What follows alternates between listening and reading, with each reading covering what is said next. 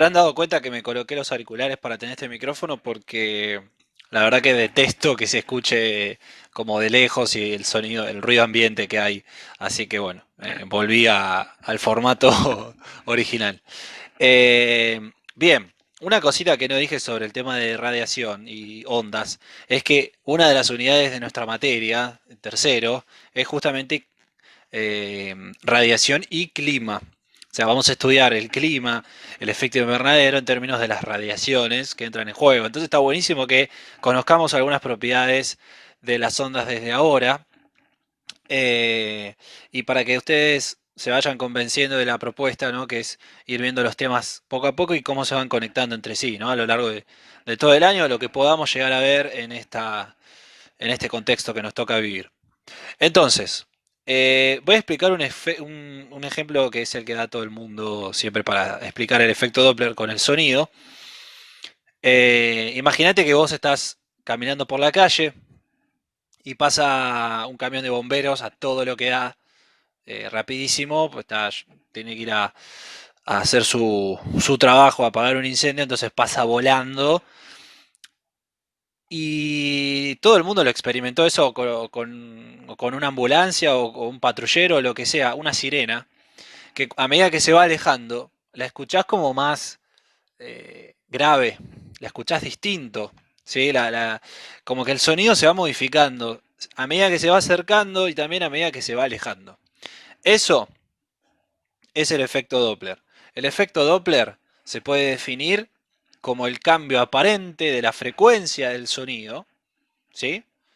Cuando hay movimiento entre la fuente que emite el sonido, ya sea la ambulancia, la sirena, y el receptor, que ahí serías vos, parado en la esquina, escuchando la sirena pasar.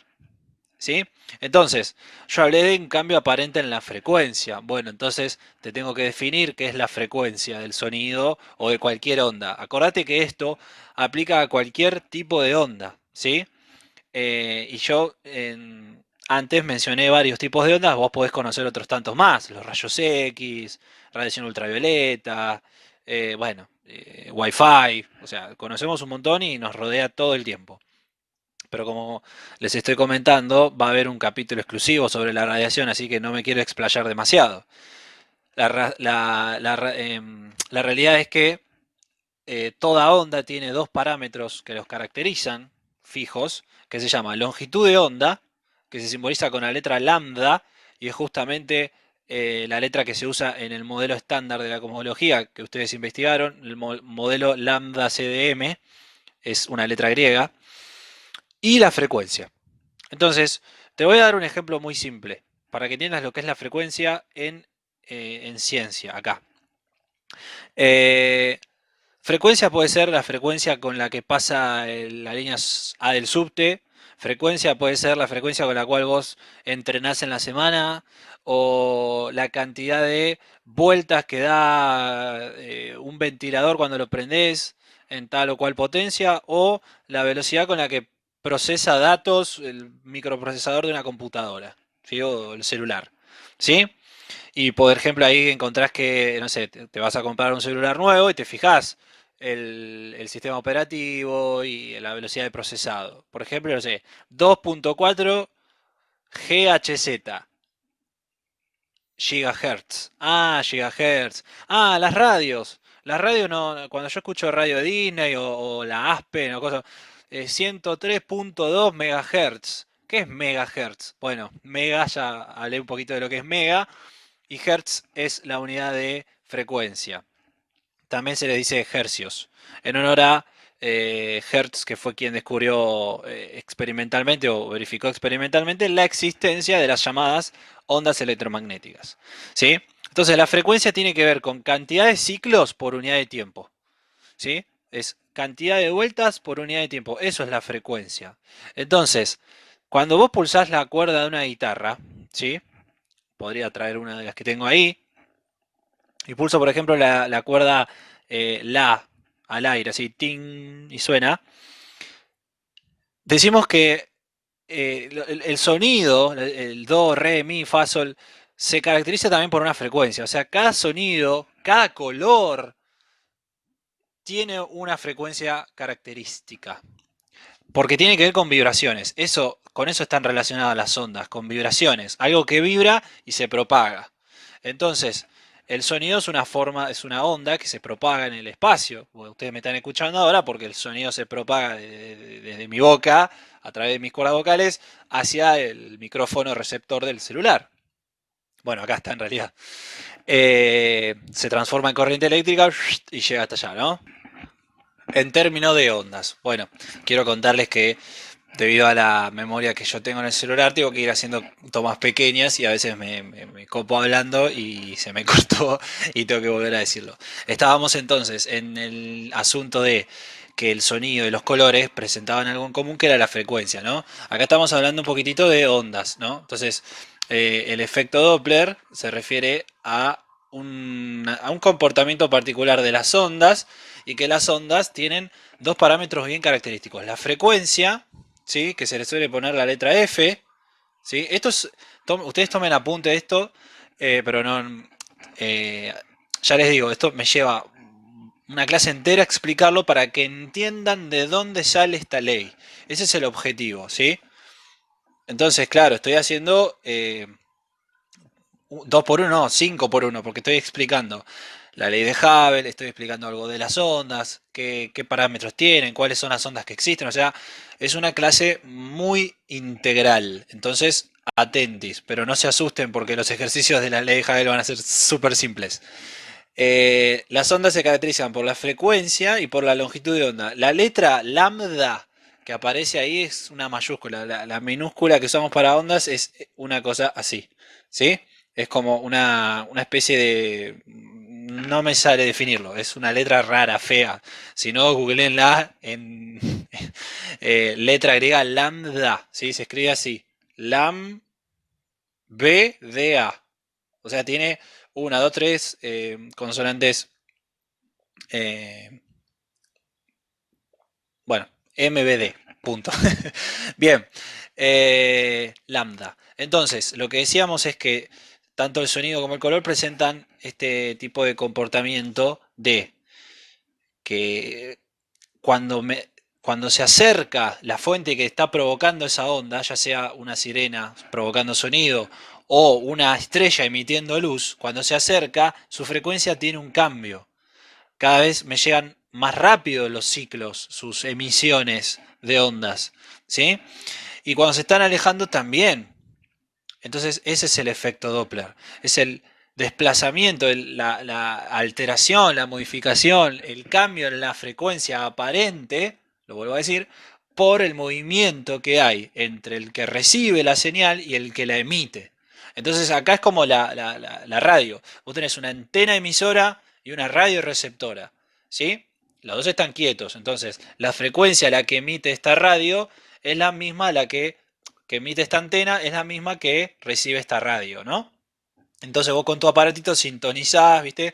102.4 MHz, listo. Entonces ahí están sintonizados, escuchás lo que emite esto. Ahora, si la fuente emisora se mueve, ¿sí? Este no va a recibir la misma frecuencia con la que ésta emite. ¿Sí? Eso es un poco lo mismo que se aplica al famoso caso de una ambulancia pasando a todo lo que da y yo escucho la sirena de una forma cuando se acerca y la escucho de otra manera cuando se aleja. Eso no es abstracto. Lo que pasa con el tema de la luz y las galaxias es un poco abstracto, porque nadie puede salir de acá y viajar a otra galaxia. Entonces, por eso hago esta analogía con el tema del sonido, porque es algo que lo vivimos en el cotidiano.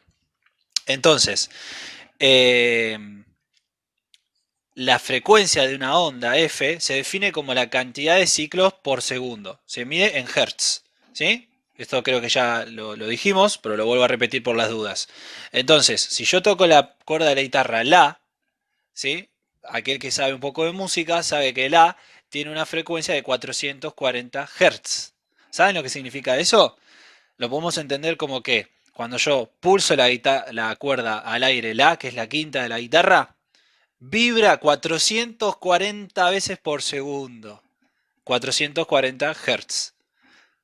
Significan que vibra 440 veces por segundo. Eso es la unidad de medida Hertz, que se simboliza es para frecuencia, ¿sí? Se mide, vamos a ponerlo con otro color, aunque no creo que sean los colores, pero bueno, la frecuencia se mide en Hertz, que es Hz. Y esto lo debes haber encontrado cuando te compras una computadora o celular, lo repito, y te dice, no sé, el procesador tiene una frecuencia de procesado de 3.2 GHz. ¿Sí? Eso es la cantidad de datos que puede procesar por segundo. ¿Sí? Después vamos a retomar con esto de giga, mega y demás. ¿Ok? Muy bien. Entonces, recuerden que además de lo que yo estoy contándoles acá, ustedes van a tener un video en donde pueden encontrar estas explicaciones, un video del Redshift de 1 minuto y medio, cortito, que puede apoyar, puede respaldar, puede complementar lo que yo estoy diciendo acá. ¿Dónde entra la ley de Haber acá? ¿Y qué es el Redshift? Bueno, atentis. Primero, quiero que se imaginen el arco iris. ¿Sí? El arco iris es un continuo de colores que generalmente definimos como que, o se pueden apreciar 7 colores bien característicos, ¿no? Que va desde el rojo hasta el violeta, ¿no? Entonces podemos empezar como rojo, naranja, amarillo, verde, celeste, azul, violeta, ¿no? Como que esos son como los colores principales del arco iris. Bueno, el redshift se suele traducir al español como corrimiento al rojo. Si lo asociamos con la ambulancia y el sonido, con la sirena y el sonido, lo vamos a entender bien. Lo que ocurría era esto. La luz, atenti con esto, la luz que me llega de las galaxias lejanas presenta un desplazamiento, un cambio de frecuencia, un corrimiento hacia el color rojo. Como ustedes no conocen el espectro electromagnético, pero sí conocen el arco iris, me podrán entender que el rojo está en un extremo del arco iris y el violeta está en el otro extremo del arco iris. Entonces, este parámetro de acá, que se llama longitud de onda de las ondas, como el sonido, como la luz, justamente es otro de los parámetros que caracteriza a las ondas. Entonces, como dije antes, así como el sonido do, re, mi, fa, sol, la, si tiene tanta frecuencia, también tiene su longitud de onda. O sea, estos dos están súper relacionados. ¿Sí? Estos dos parámetros están súper relacionados. El color también, chicos. El rojo tiene su longitud de onda, el azul tiene el suyo, el verde tiene el suyo, como también su frecuencia. ¿Sí? Es como que son dos caras de la misma moneda, si se quiere. Los dos parámetros, frecuencia y longitud de onda, definen, caracterizan, parametrizan a una onda. Entonces, cuando veamos más puntualmente el espectro electromagnético, lo van a profundizar un poco mejor. El rojo es el que tiene la mayor longitud de onda, ¿sí? De todos los colores visibles. Del rojo al violeta, el que más longitud de onda tiene es el rojo. Entonces, gracias al efecto Doppler, si las galaxias que están más alejadas me emiten luz y a partir de estudios de la rama de la ciencia, astronomía, espectroscopía y demás, con unas técnicas de interferometría y otros fenómenos físicos muy interesantes y complejos, se detectó que esa luz presentaba un corrimiento al rojo, o sea, estaba aumentando su longitud de onda. Entonces, análogamente a que la luz proveniente de las galaxias con sus estrellas lejanas presentaba un corrimiento al rojo, o sea, se medía un aumento aparente de su longitud de onda, o sea, una disminución de su frecuencia, es lo mismo que pasa con el sonido. Cuando la ambulancia, la sirena, los bomberos se alejan, yo lo escucho cada vez más grave, recibo una frecuencia cada vez menor, ¿sí? O sea, eh, cada vez una longitud de onda mayor. Y es lo mismo que está pasando con la luz. ¿Entienden? Entonces acá es cuando cierra el círculo, mis queridos alumnos y alumnas. ¿Sí? Análogamente con el sonido, pasaba lo mismo con la luz, con unas técnicas súper complejas y obviamente una tecnología aplicada a ese estudio importante, ¿no es cierto? que de vuelta lo puedo redondear en palabras clave como interferometría, espectroscopía, bueno, y demás cuestiones que ahora no viene el tema a aclarar ni describir. Sí quiero que entiendan esto. Eh, Profe, yo podría haber entendido o podríamos estudiar la ley de Hubble o hacer los ejercicios sin conocer esto del redshift. Sí, pero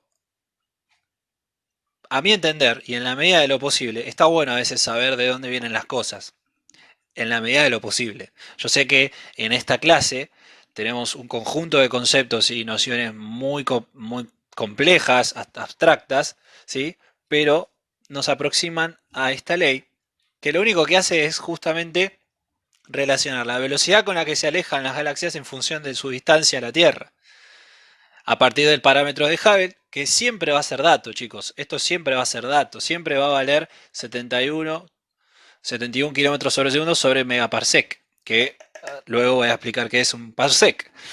¿Está? Pero sin ir de lleno a la ley de Hubble, ¿sí? Está bueno que entiendan este juego de a mayor longitud de onda en una onda, menor va a ser su frecuencia. Están relacionadas las dos, súper relacionadas, como dije antes, a partir de la velocidad.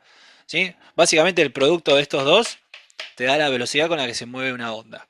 Y cuando hablo de onda, no solamente puedo hablar de sonido y luz o de todas las que nombré antes, sino un ejemplo súper cotidiano. ¿Viste? Cuando tirás, qué sé yo, una piedra a un lago, o se te cae una piedra en un charco, o la gota que está goteando en la olla en remojo con agua y se forman esos círculos que se desplazan concéntricamente, o sea, ¿sí? Esos son ondas también. Bueno, son tipo de ondas mecánicas, necesita el agua, si el agua no estuviera no se forma la onda, ¿no?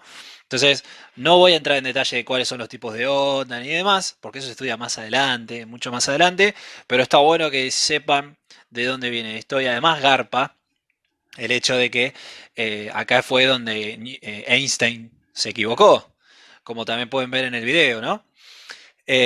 ¿Dónde está el error de él? ¿Dónde radica el error de él? Oh, el gran Einstein se ha equivocado. Sí, es humano también. A ver, fue un genio, sí, nadie lo duda, pero también humano.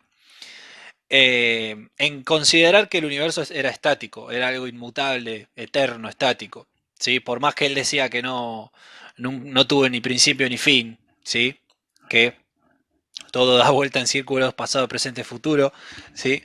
Él consideraba un universo estático. Esto, el redshift, el corrimiento de la luz proveniente de lo lejano hacia el rojo, da muestra de que todo se está expandiendo. Entonces, ahí cobra fuerza la ley de Hubble, ¿no? Y la idea de un universo en expansión.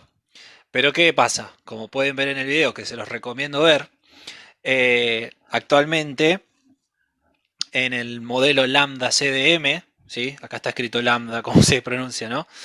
Eh, Hay un grupo de científicos que retoma la idea de la constante cosmológica. Lo que pasa es que la cosa se pone muy turbia cuando empiezan a aparecer conceptos como materia oscura, energía oscura, el universo observable, bueno, pero no vamos a entrar en tanto detalle.